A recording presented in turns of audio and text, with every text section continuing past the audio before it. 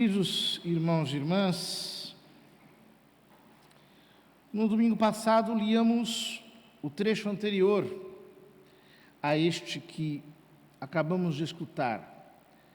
Jesus, que vai à sinagoga de Nazaré, lugarejo onde ele se tinha criado, lhe entregam o rolo do profeta Isaías, ele abre no capítulo 61 e lê: o Espírito do Senhor está sobre mim, porque ele me consagrou com a unção para anunciar a boa nova aos pobres. Todos tinham os olhos fixos nele, ele volta a sentar-se, então diz: hoje se cumpriu esta passagem da Escritura que acabastes de ouvir. Ora, São Lucas diz que na sequência todos ficaram admirados com a graça, o encanto, a autoridade, a verdade, a unção, a força,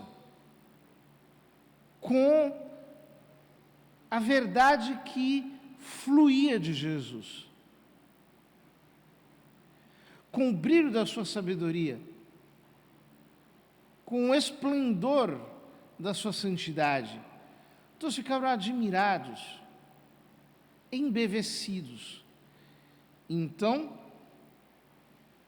veio a primeira reação: não é este o filho de José? O que significa isso?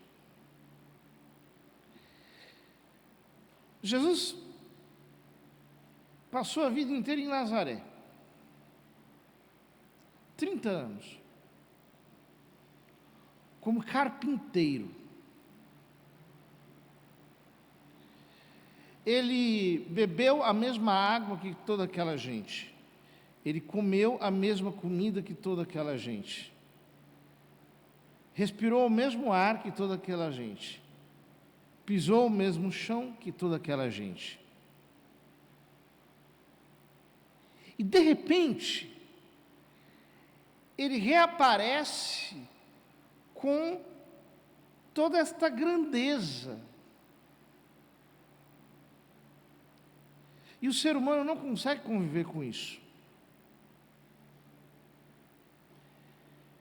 Em primeiro lugar, porque nós nunca achamos que a graça vai brotar no nosso quintal. A gente sempre espera que ela vai brotar no quintal do vizinho. É sempre assim. Ninguém gosta de comer das frutas do próprio pomar. Parece que a manga que dá no pé do vizinho é mais gostosa. Ou seja, aquilo que está de fora, que é estrangeiro, que vem a partir de uma raiz diferente da minha, parece que é mais interessante, que carrega algo de misterioso, que me atrai. Nós somos assim. Então, as pessoas não acreditam muito facilmente em alguém assim, simples, que fala com sinceridade, que não tem complicações. Mas se o fulano vier com um turbante, uma pedra em cima da testa, tiver um sotaque estrangeiro, chegar com um papo sinistro de algo desconhecido, aquilo suscita imediatamente o interesse. Agora, a graça que brota assim na nossa vida, a gente duvida que é graça de Deus. O povo de Nazaré, por um lado, tendo vivido a vida inteira com Cristo, não consegue conviver com o fato de que durante todos aqueles anos o Deus encarnado estava passando no meio deles e era o próprio mestre da sabedoria. O contraste é muito grande e chega a ser inaceitável.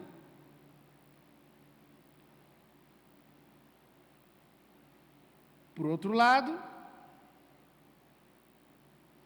o ser humano não consegue conviver com o fato humilhante de ser superado por alguém. Então Jesus volta a Nazaré com toda aquela sabedoria inexplicável. E imediatamente a reação dos seus conterrâneos é dizer: mas ele é o filho de José, ele estudou com a gente. Como é que ele agora chega assim com tanta exuberância, com tanta sabedoria? É difícil conviver com o fato de que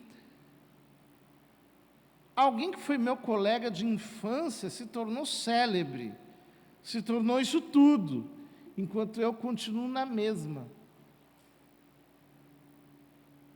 É humilhante, o ser humano não sabe lidar com isso. Não consegue aceitar o fato de que foi superado. E por isso Jesus diz: sem dúvida vós me repetireis o provérbio, médico, cura-te a ti mesmo. Faze também aqui em tua terra tudo o que ouvimos dizer que fizeste em Cafarnaum. Jesus está dizendo: olha, vocês, olhando para mim e dizendo: olha, ele é só um filho de José. Ele é o mesmo que a gente conheceu sempre. Não pode ser. Vocês dizendo isso, estão me dizendo: santo de casa não faz milagre. Se o evangelho fosse escrito em português brasileiro, era esse o que estava aqui no lugar desse versículo. Santo de casa não faz milagre.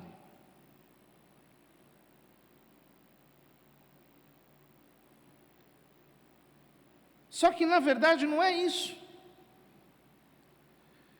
Não é que o santo de casa não faz milagre. É que vocês não acreditam no santo de casa, e por isso ele não faz milagre.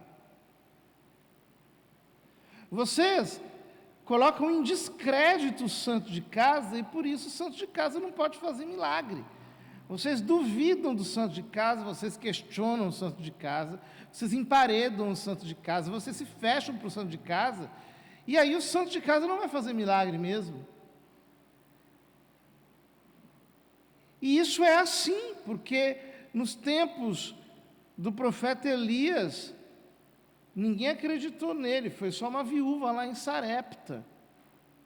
Nos tempos de Eliseu, ninguém acreditou nele, somente Naamã, o sírio general, foi que acreditou nele. E continua sendo assim. Por exemplo, se você tenta falar de Deus para uma pessoa da sua casa, gratuitamente ele começa a questionar você, a te refutar. Ah, não é assim, porque não sei o quê, porque não sei o quê. Não sabe de nada, mas te refuta, só para ter o prazer de não concordar. Só para ter a satisfação de não dar o braço a torcer. Aí chega um idiota da rua e fala qualquer porcaria, qualquer superstição, das mais imbecis que existem, e leva o fulano. E ele se vai, e cai facinho no papo de um charlatão. Por quê? Porque ele é um nazareno. Ele tem essa síndrome de Nazaré. Ele não consegue conviver com a palavra, não consegue conviver com a banalidade de um Deus que se entrega nas circunstâncias mais normais da vida, de um Deus que fala conosco assim.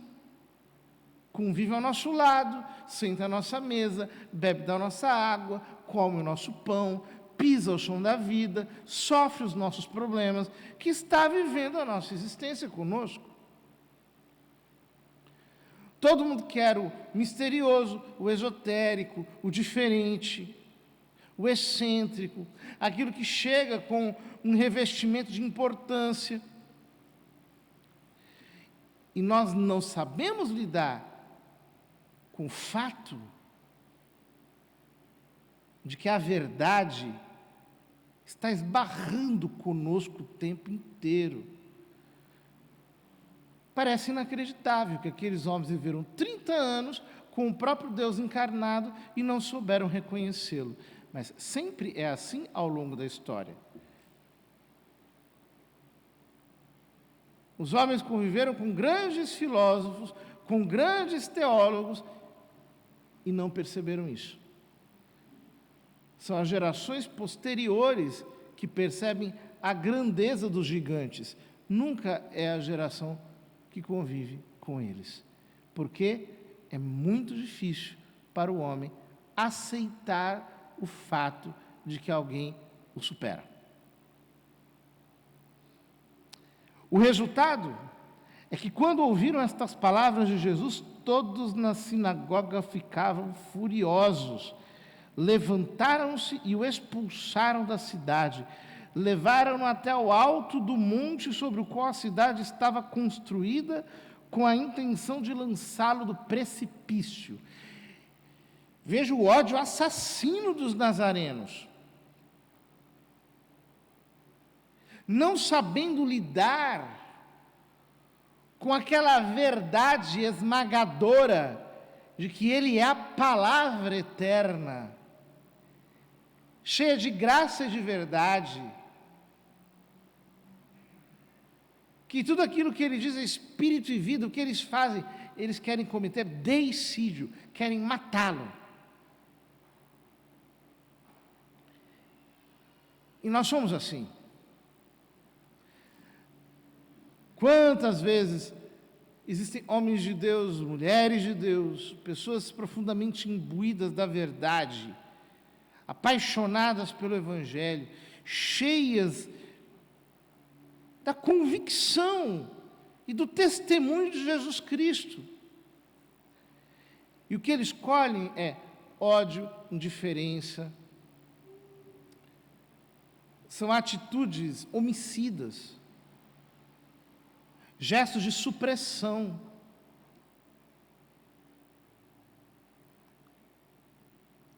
Isso é doloroso, mas ao mesmo tempo isso testemunha a autenticidade do que nós estamos dizendo. Isso testemunha a excelência daquilo que sai dos nossos lábios. Todo aquele que dá testemunho da verdade escuta a voz de Cristo, e todo aquele que quiser viver piedosamente nele padecerá tribulações, porque o ser humano não aceita.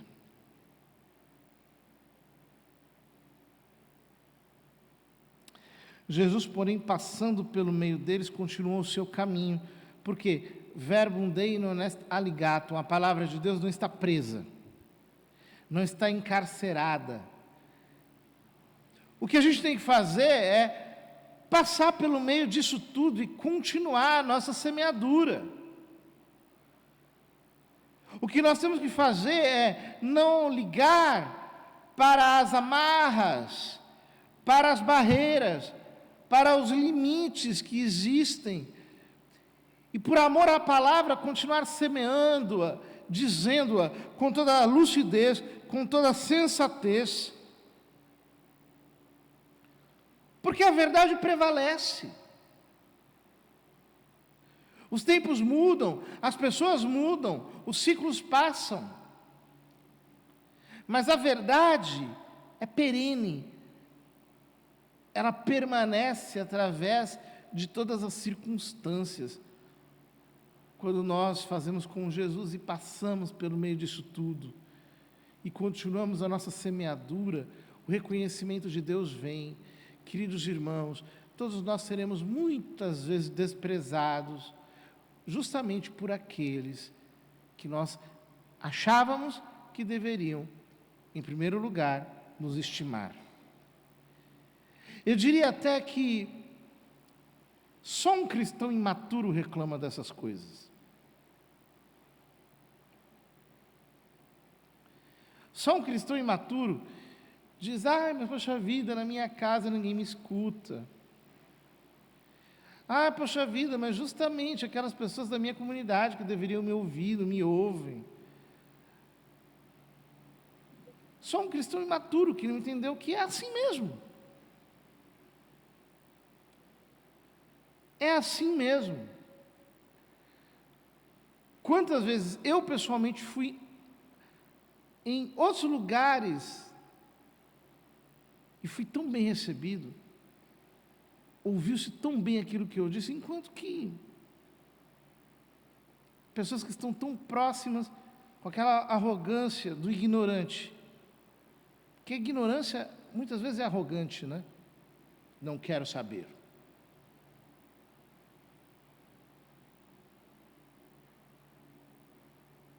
Foi uma porta na cara. É assim. Nós precisamos respirar fundo, entender que o discípulo não é maior do que o mestre, que isso faz parte da existência. O ser humano é assim, e para a gente não ser assim, a gente tem que amar a verdade muito, muito, muito. Quanto mais nós amarmos a verdade, quanto mais nós amarmos a palavra de Deus, quanto mais nós tivermos estima pelo Senhor, então, nós vamos aprender de todo mundo. Pode vir aqui a pessoa mais doida, meu inimigo, aquele que ideologicamente é o oposto de mim. Eu vou ouvi-lo e eu vou tirar alguma coisa boa para a minha vida.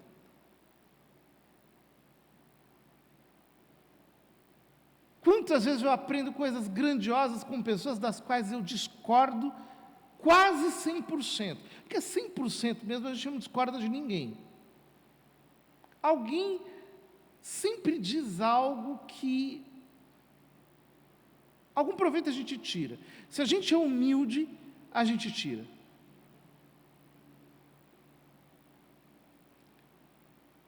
Mas para isso é preciso amar a verdade muito mais do que a nós mesmos.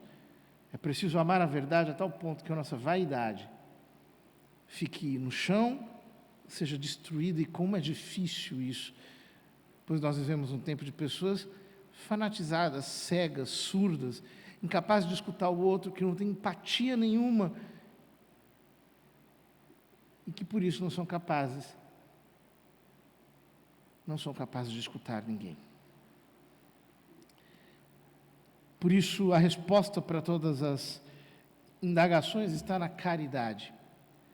A caridade, o amor, como diz São Paulo na segunda leitura, é paciente, tudo sofre, tudo crê, tudo espera, tudo suporta. Porque aquele que ama a verdade realmente sempre terá as condições de transcender as suas preferências para encontrá-la, mesmo nos lugares mais improváveis, mesmo que seja no quintal da nossa casa.